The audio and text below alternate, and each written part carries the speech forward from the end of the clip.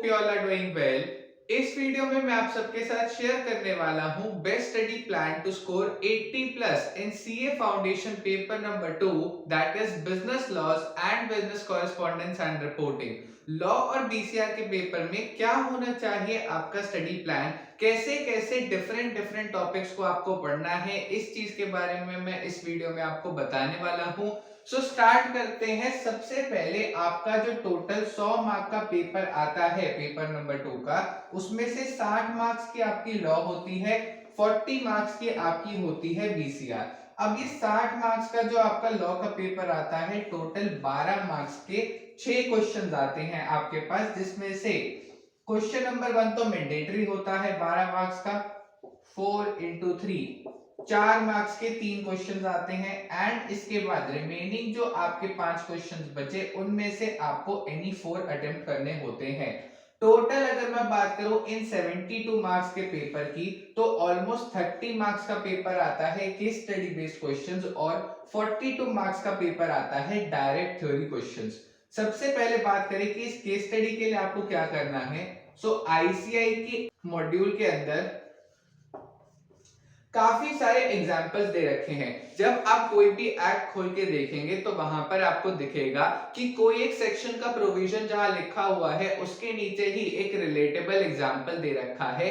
उन एग्जाम्पल्स को अच्छे से पढ़िएगा, बिकॉज जहां तक बात की जाए सीए फाउंडेशन और सीए इंटरमीडिएट के लॉ की, केस स्टडी बेस्ड आने वाले क्वेश्चंस ऑलमोस्ट 90% उन्हीं एग्जाम्पल से बनते हैं। मैं सीए फाइनल के बारे में नहीं कह सकता, बिकॉज अब तक मैंने फाइनल की लॉ नहीं पढ़ी है, लेकिन फाउंडेशन और इंटर दोनों में हर एक एग्जाम में, चाहे मई अटेम्प्ट का एग्जाम हो चाहे नवंबर अटेम्प्ट का, almost 90% of the case study based questions ICA module की एग्जांपल से ही उठाए जाते हैं।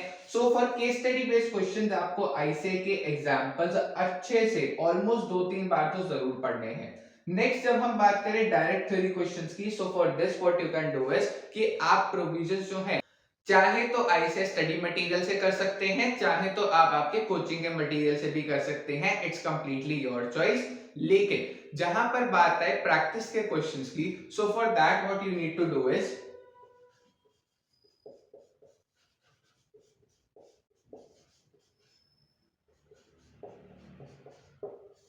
पिछले 5 अटेम्प्ट के क्वेश्चन पेपर और पिछले 5 अटेम्प्ट के आरटीपी जरूर सॉल्व कर लीजिएगा for practising the theory questions, because direct theory questions जो है वो काफी बार ऑन रिपीटेटिव बेसिस आते हैं। पिछले 5 साल के अटेम्प्ट में से 1-2 क्वेश्चंस आपको दिख जाएंगे, आरटीपीज में से 1-2 क्वेश्चंस आपको दिख जाएंगे, तो उस 60 मार्क्स के लॉ के पेपर में से ऑलमोस्ट 15-20 नंबर तो आपके यहीं सिक्योर हो जाएंगे। So it is very crucial कि आप 5 अटेम्प्ट के क्वेश्चन पेपर्स और आरटीपी जरूर देख के जाएंगे for these 42 marks direct theory questions. अब ये तो हमने बात करी लॉ की। नेक्स्ट आते हैं बीसीआर पर, जो कि है 40 मार्क्स की। अब ये 40 मार्क्स की बीसीआर में आपके 10 मार्क्स के 5 क्वेश्चंस आते हैं। पहला क्वेश्चन जो होता है that is from unseen passage and note making. आपने आपके क्लास 12th में इंग्लिश के पेपर में बहुत बार किया होगा, सो जस्ट 1-2 बार थोड़ा सा प्रैक्टिस करके देख लेना, that would be more than sufficient. Next फिर 4 क्वेश्चंस जो आते हैं, क्वेश्चन नंबर 8 तो क्वेश्चन नंबर 11, इन 4 में से आपको कोई भी 3 क्वेश्चंस अटेम्प्ट करने होते हैं। एंड इन क्वेश्चंस का पैटर्न क्या होता है, 10 मार्क में से 5 मार्क्स का आपका राइटिंग सेक्शन का क्वेश्चन आता है। क्वेश्चन में कह दिया जाएगा कोई लेटर बनाओ, रिपोर्ट बनाओ, आर्टिकल बनाओ, एटसेट्रा। इसके अलावा 2 मार्क्स का आपका क्वेश्चन आता है फ्रॉम द चैप्टर कम्युनिकेशन, जो कि हमारा पहला चैप्टर है। गिनती के 4 टॉपिक्स हैं उस चैप्टर के अंदर जिनसे हमेशा क्वेश्चन आते हैं। एंड पिछले 5 अटेम्प्ट के क्वेश्चन पेपर और आरटीपी जरूर उठा के देखना, बिकॉज ऑलमोस्ट हर अटेम्प्ट में आपको यही दिखेगा कि ये क्वेश्चन 3-4 अटेम्प्ट पहले आईसीआई ने ऑलरेडी पूछ ही रखा है एग्जाम में। ठीक है, सो 5 मार्क का हमारा राइटिंग सेक्शन का क्वेश्चन, 2 मार्क का हमारा कम्युनिकेशन का क्वेश्चन। इसके अलावा रिमेनिंग जो 3 मार्क्स हैं, उन 3 मार्क्स से क्या आता है, एक्टिव पैसिव वॉइस हो गया, डायरेक्ट इनडायरेक्ट स्पीच हो गया, वोकैबुलरी हो गया। इन टॉपिक से रिमेनिंग 3 मार्क का क्वेश्चन जो है वो आते हैं, और ये बन जाता है टोटल हमारा 10 मार्क का क्वेश्चन। ऐसे 4 क्वेश्चन आते हैं आपके एग्जाम में, जिनमें से एनी 3 आपको अटेम्प्ट करने होते हैं।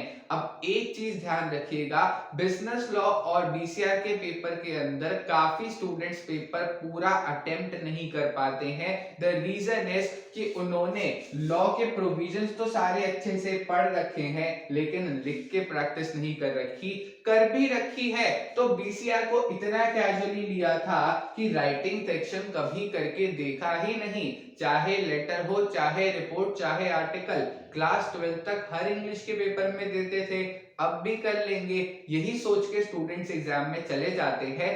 एंड सिंस उनकी प्रैक्टिस ही नहीं हुई होती तो ऑलमोस्ट 3-4 मिनट तो यही चीज सोचने में वेस्ट कर देते हैं कि इसका फॉर्मेट ऐसे ही होगा या इसका फॉर्मेट कुछ अलग था। सो ये गलतियां आपको अवॉइड करनी है।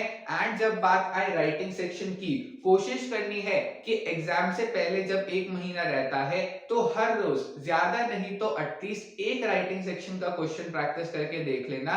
30 डेज में 30 राइटिंग सेक्शन के क्वेश्चन प्रैक्टिस करोगे, हर एक टॉपिक के 5-5 6-6 टॉपिक्स हो जाएंगे तो आराम से आपके एग्जाम में 5 मार्क का क्वेश्चन 7 से 8 मिनट में इजीली कंप्लीट कर पाओगे एंड आपका पेपर भी ऑन टाइम या फिर बिफोर टाइम आराम से कंप्लीट हो जाएगा। That's all for this video। अगर आपको कोई भी क्वेरी है तो आप कमेंट सेक्शन में कमेंट ड्रॉप करके पूछ सकते हैं। Thank you very much for watching this video। Take care of yourselves।